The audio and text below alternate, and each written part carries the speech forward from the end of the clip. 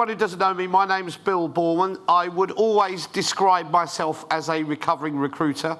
Johnny heard me say that last week and stole it, not the first time. But I am a recovering recruiter. I work in 3 areas. I work with tech startups on product, how they fit into the market.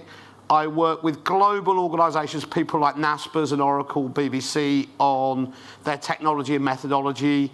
I write a lot of stuff. So generally speaking, I'm one of those people who are unemployed and fill it in with pieces of work around the recruiting and technology space. But one of the areas that really interests me and how it applies to the world in which we live in is the way in which people behave digitally. Because ultimately, we are all we're dependent. The success of what we do in talent acquisition is dependent on digital messaging, reaching the right people and behaving in the right way. And I think when we look at what's going on in politics and the political world, some of the techniques being used are things that we can really adopt and learn from. So I was really interested in how does this happen. I travel the world quite a lot, speak at a lot of events, and quite often I'm asked, right, okay, what's your view on the world? Especially when I'm in the US and people say, well, what do you think about Donald Trump? What do you think about Theresa May or Brexit or any of that stuff? And I kind of go, well, actually, right now, living in the world is, I compare it a little bit to living in an advent calendar of shit, where each morning I'm waking up and logging on to Facebook or Twitter or wherever it is to see what crazy stuff has happened. And I'm trying to figure out, well, how is this happening? And the reality is things are changing at such a rate to the way we didn't expect through digital marketing and digital messaging. And people have got very, very clever about it.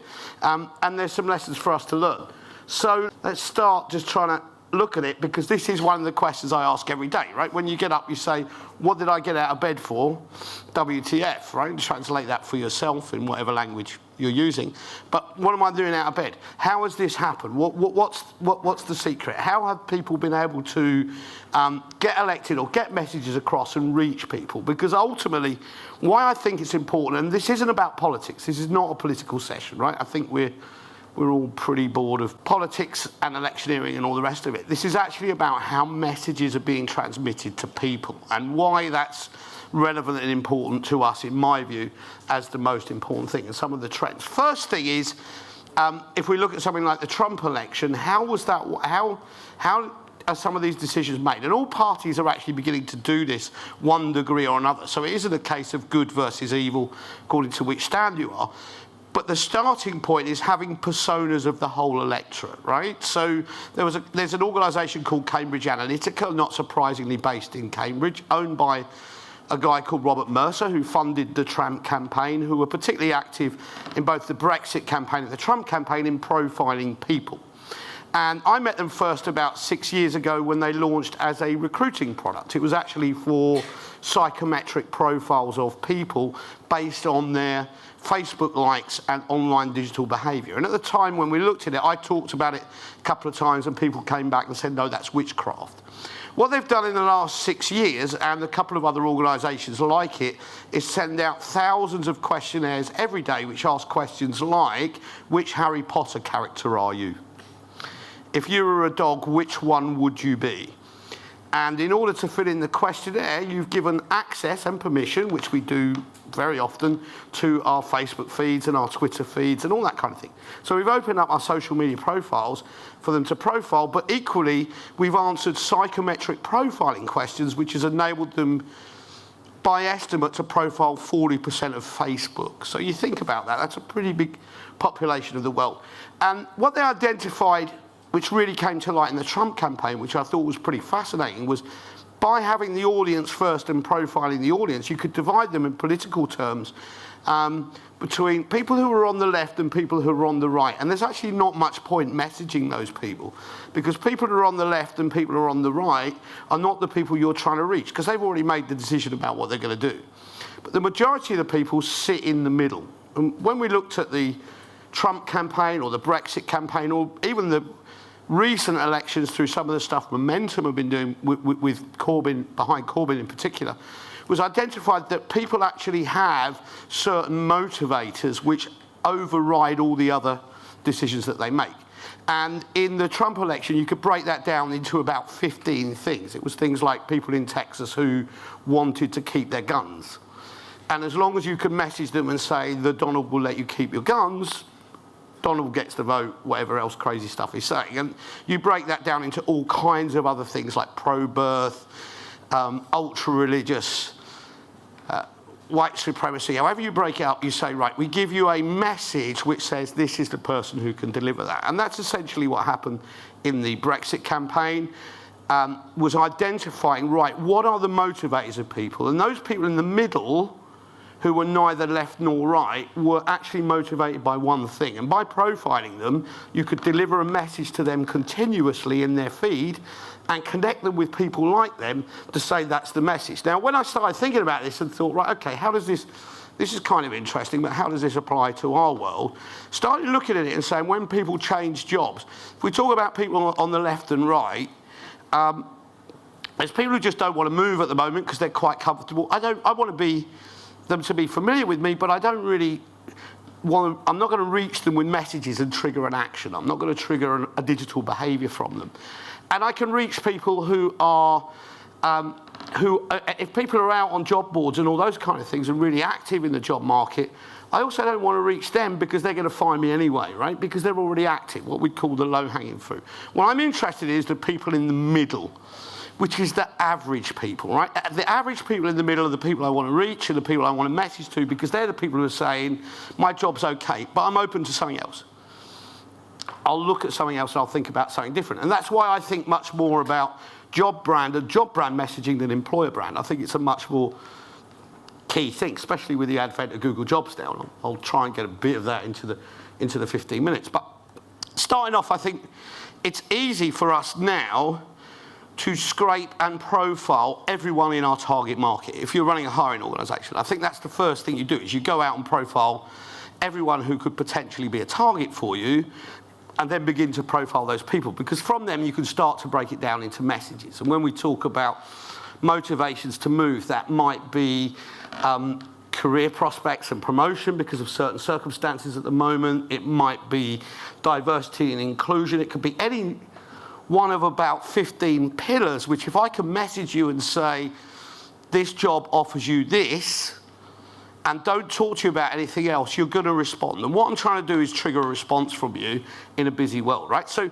that was the first thing I took from that, is instead of trying to reactively recruit, which means every time we get a job, rinse and repeat, nowadays, with all the availability of data, all of the CVs I already have from all the people who've applied to my ATS and all the people I already know that I can scrape from elsewhere, I can market map the people we're likely to want to reach and start to look at their behaviours, attitudes and opinions, and do this in an automated way, so I can reach the right people at the right time in the right place. So I think there's a lesson in that from what we do. And how do you reach people? How do you manage to cut through the clutter to trigger an action? What are the things that we can look at politics and say, what actually reaches people? One of them is having a single message, right? Very single, simple message that people relate to. People don't really, a lot of the work on content and blogs and long-form videos and all that kind of stuff is falling on deaf ears. And when you look at behaviours on career sites, which I do all the time, I'm tracking who's looking where, really people aren't looking at that.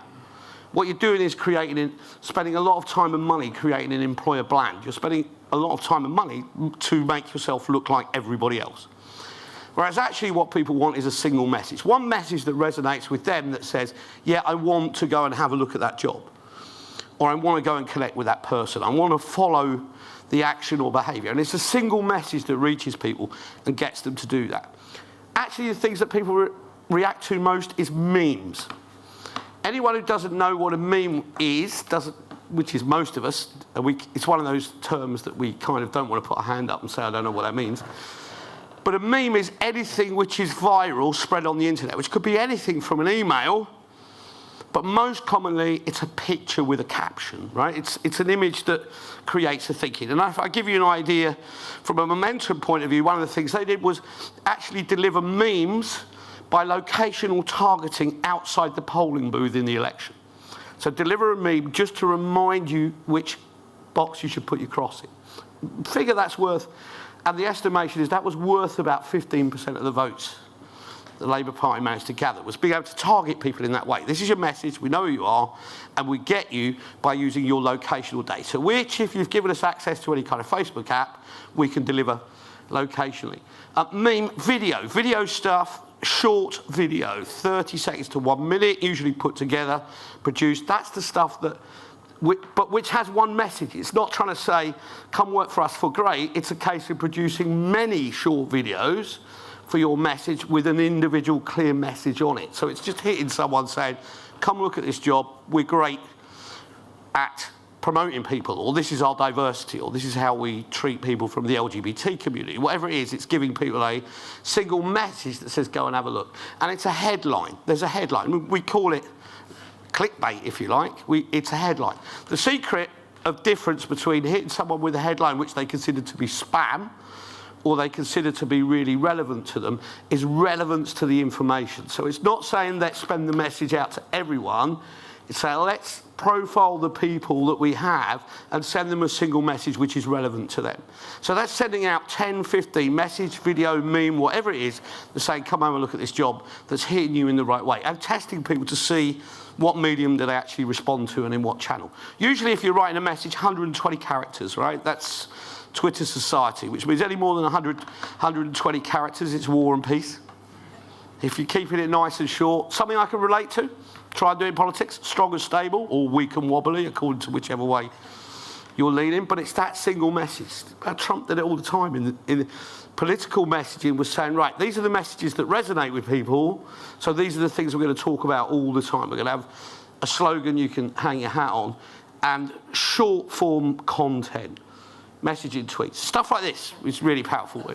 I have a whole host of these. If you want to see pictures of little Trump, there's a ton of those.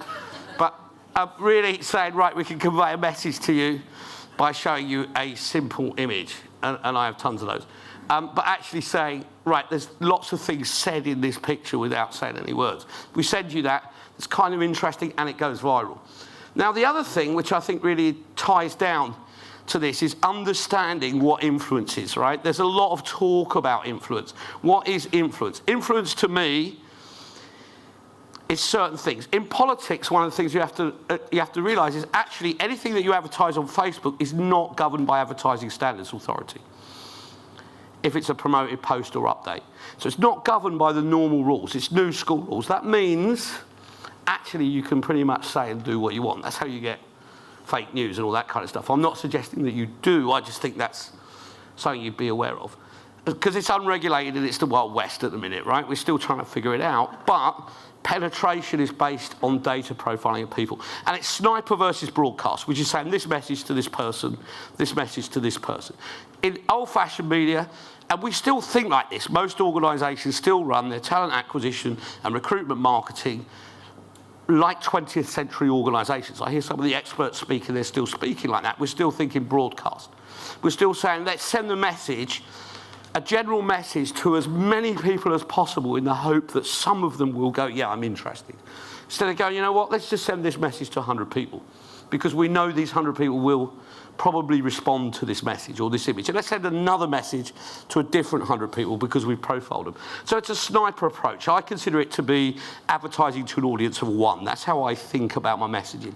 Definitely delivered on a mobile device. If you want to know why mobile is important, the most important story you need to know is that in European regulation, when they build a public building, they have to create as many sit-down toilets for men as they do women, not because men's habits have changed particularly, but everyone wants to sit down and check their phone. So I always think about that when I'm sending someone a message is, how do I cut through the noise? I get your attention when you're sitting in the most important room in the house.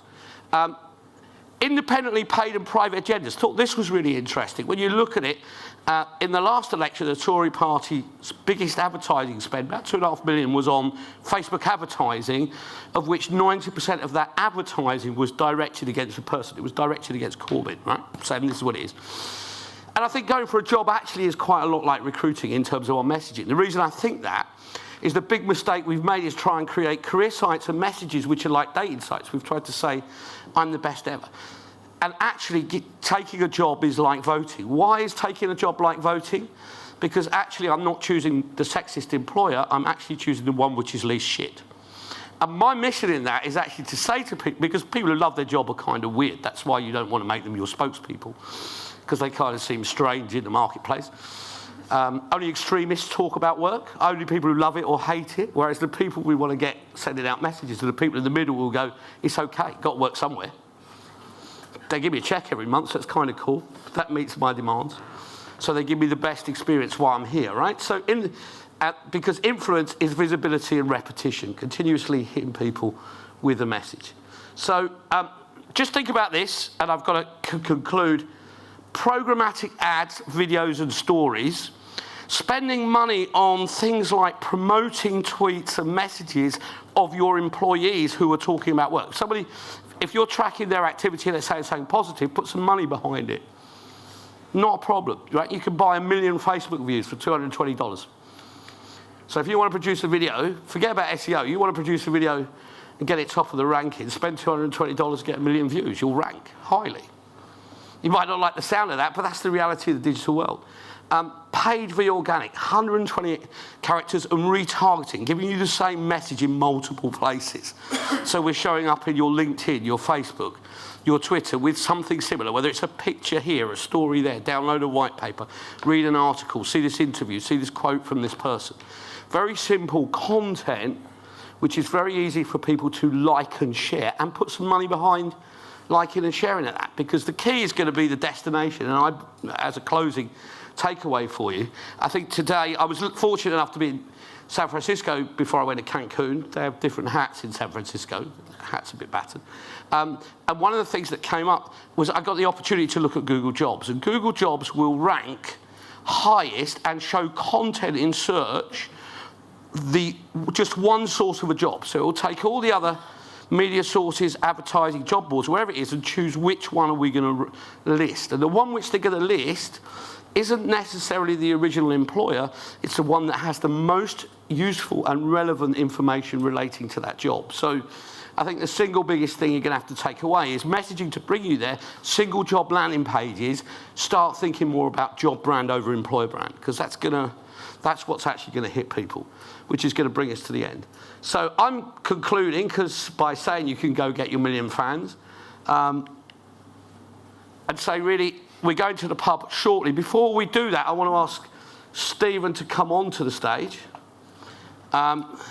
just because I want to acknowledge the work that he does in the recruiting community globally. He's a massive help to me at True with one of my websites. I know with Louise, UK Recruiter, a lot of that is unsung.